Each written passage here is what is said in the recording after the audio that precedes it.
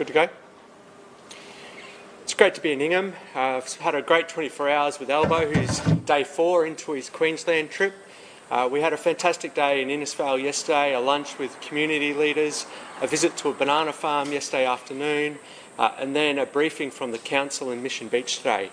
So a really informative 24 hours, and I know Albo's enjoyed the last couple of days as well. Some common themes that have emerged for me over the last 24 hours. One is that how well received Albo's been. So whether it was in the Brothers Leagues Club yesterday, walking down the main street of Mission Beach today, locals are keen to come up and have a chat, talk to Albo about what Labor's plans are for this year and for a potential Albanese Labor government. But also what's emerging is there's a really nervous nation at the moment. I think people in North Queensland are nervous, I think people in Queensland are nervous, and I think people in Australia are nervous. And what is a common theme is just that lack of leadership from the Prime Minister. He's happy to go to the cricket and make frivolous comments, but as cases mount across the country, we see no action from the Prime Minister, and that's something that has unfortunately become common for everyone in Australia, is that lack of action from the Prime Minister. Whether it comes to vaccines, whether it comes to testing and rapid testing, he's again and again missing an action. So it's been great to have 24 hours with Albo in far North Queensland. I think we've been well received, and I'm looking forward to meeting with the Mayor of Hinchinbrook, Mayor Jo, with Albo shortly. Thanks, Albo. Well, thanks very much, Chiz, and thanks for the work that you do as the Queensland Labor Senator representing this region. I am looking forward to meeting the Mayor here in Ingham. I've visited here before. It has a great history of the Italo-Australian community making a contribution, coming to this region, being involved particularly with the sugar industry to make a better life for themselves and for their future generations to come. It's part of the Australian success story, people aspiring to a better life. And that is what my Better Future for Queensland visit is about as well, about a better future for Queensland citizens, creating well-paid jobs, supporting new industries, supporting the agricultural sector, the resources sector, advanced manufacturing, the tourism sector. And I've been engaged with businesses here over the last 4 days. We're now on day 4 of this visit, and I look forward to meeting with the Mayor and with other community leaders here in Ingham before we then travel on to Townsville this afternoon. This has been a success up to this point, but we've also had a backdrop of 2 things. One, just further south of here, I spoke with George Seymour earlier this morning, the Mayor of Fraser Coast. They're doing it really tough. These floods are very sudden, the rise in waters, the extraordinary amount of rainfall that occurred overnight just a day and a bit ago has had a real impact, and of course the loss of life, tragically, of a man in his car who died because of flood waters.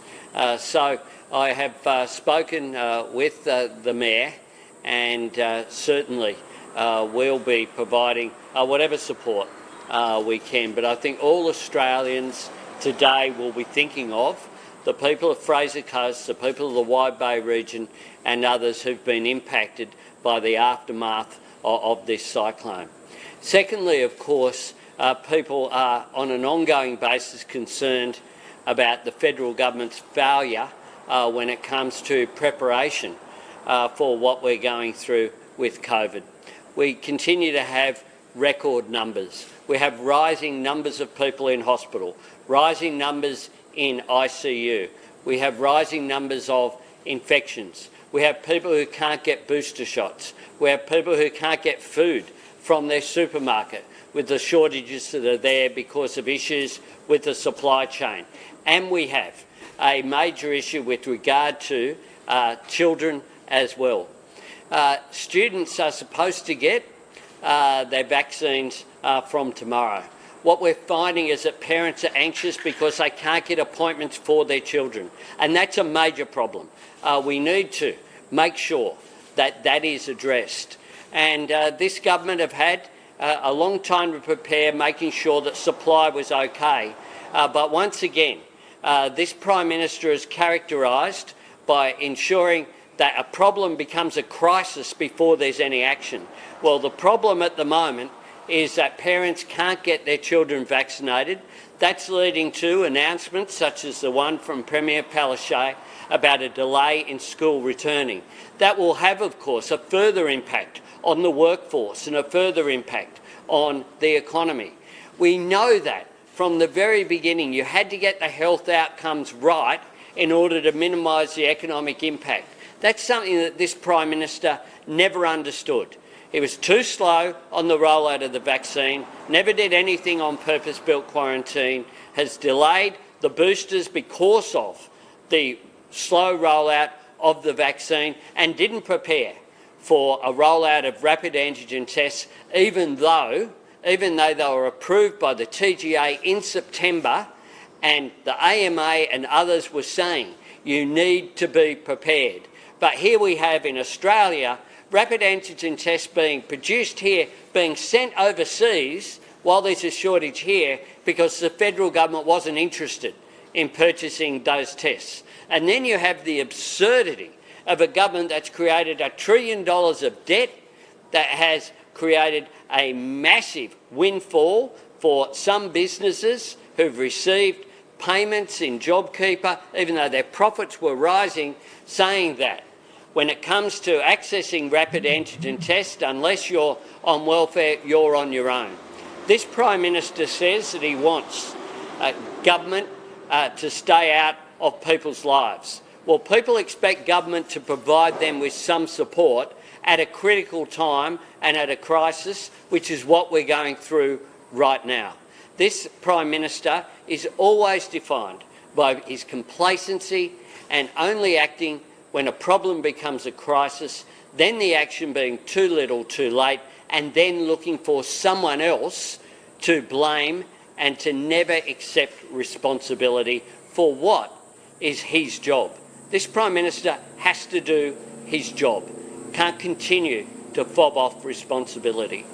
Happy to take questions. You mentioned that parents are having trouble getting their kids vaccinated. Given that, do you think New South Wales and Victoria should follow Premier Palaszczuk delay the start of school? Well, that will be a decision for the Premiers of New South Wales and Victoria, but I know that parents around the country are concerned about this. It was a national date that was set for children to be vaccinated, and there are real issues with regard to supply of boosters and the incapacity of parents to be able to make appointments. I've been contacted as a local MP, as well as leader of the Labor Party, from parents who are anxious. They were told that this would be available, but of course we know there are shortages of boosters, and we have appointments being cancelled or deferred, and we know that for some parents are being told there'll be nothing available until February.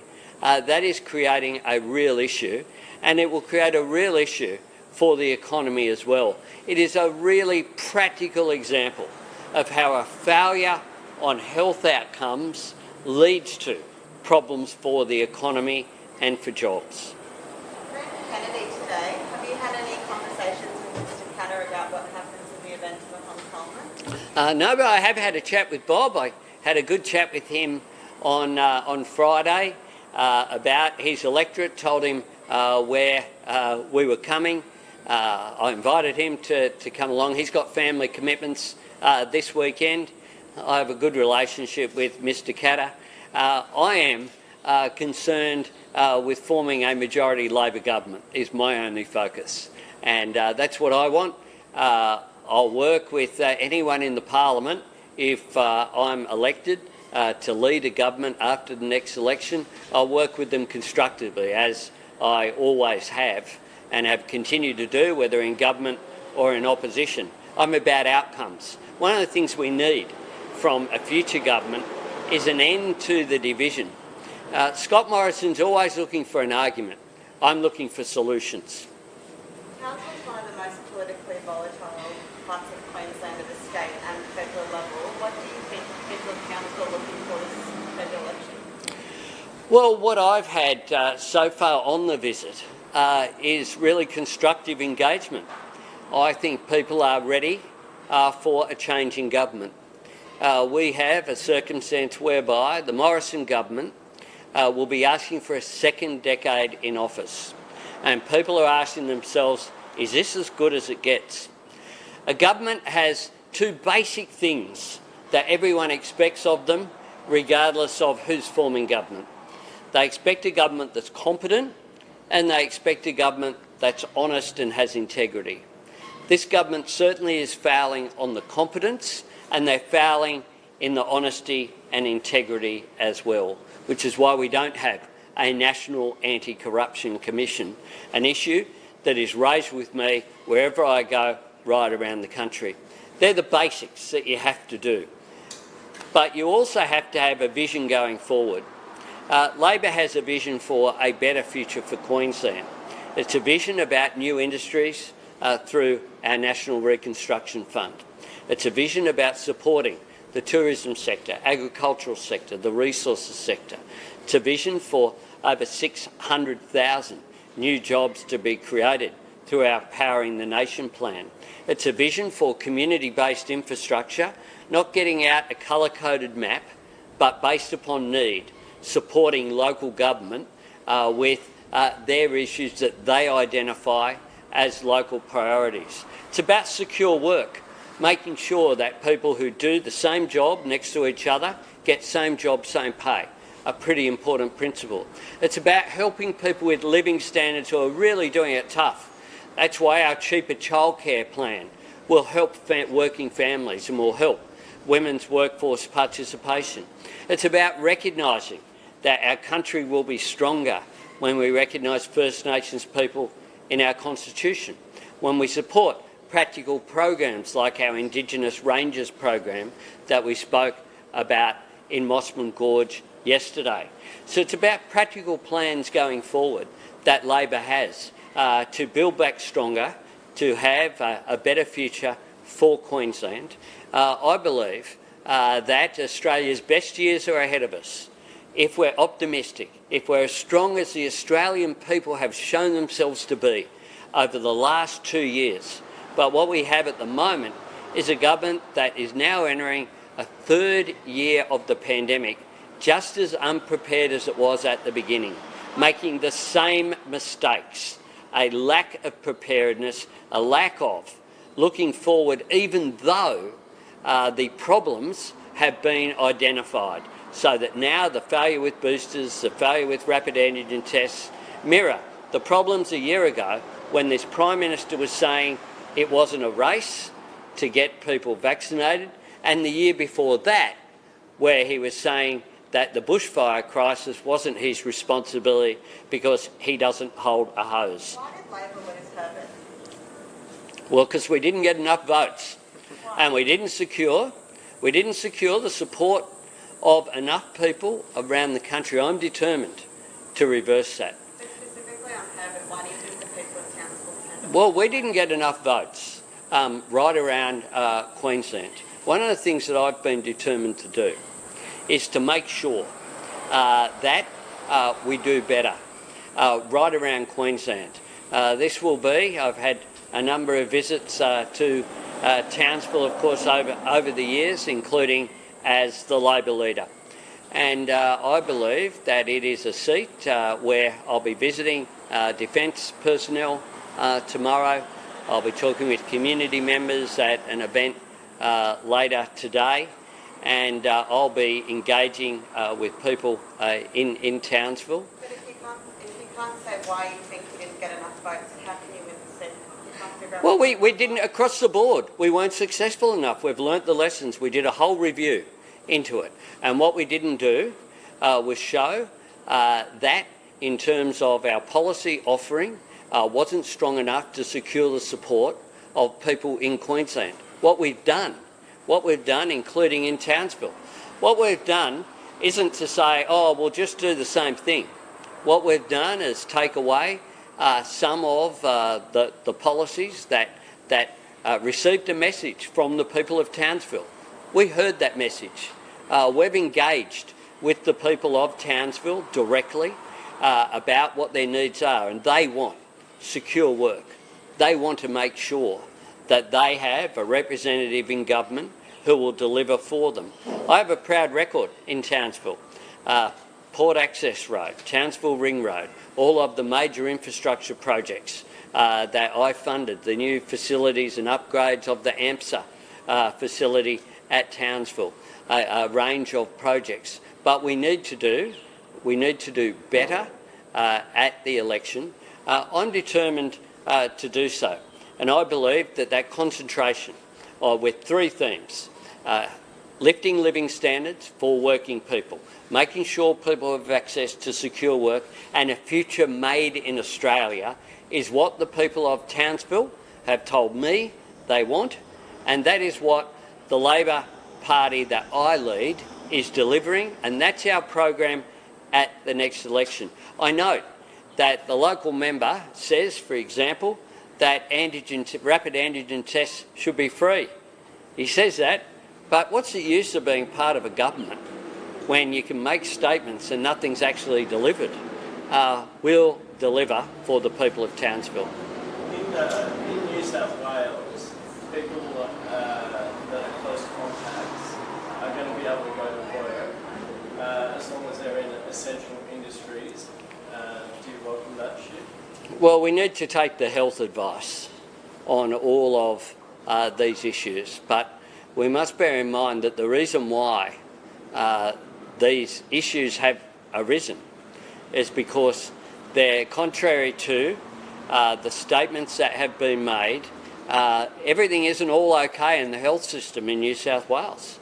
There are major issues with the pressure on the hospital systems, and that's a direct result of some of the attitude of the New South Wales government and the federal government. The truth is this: the let it rip approach is tearing communities apart. That's the truth. The let it rip approach is creating major issues in our health system with people under such enormous pressure. And I do want to take the opportunity to just say thank you once again to our healthcare workers, our doctors, our nurses, our orderlies, our cleaners, our aged care workers. There is a crisis in the aged care system whereby hundreds of aged care facilities have still not yet received their booster shots, even though they are eligible for them. How is it that in spite of what has occurred before, the aged care system, which is run, funded and regulated by the federal government, still hasn't got this right? That's causing enormous anxiety for the families of people who have loved ones in aged care, and it's something that should just not have happened. It could have been foreseen, and this government on so many areas is creating problems which are having an impact on the real lives of people because of a failure to plan, because if you fail to plan, you're planning to fail. And Scott Morrison has been too interested in saying, she'll be right, mate. And we saw him joking about living with COVID at the cricket. And I think people will look at those remarks and just say, how out of touch are you? Because so many people are doing it so tough at the moment. Thanks very much.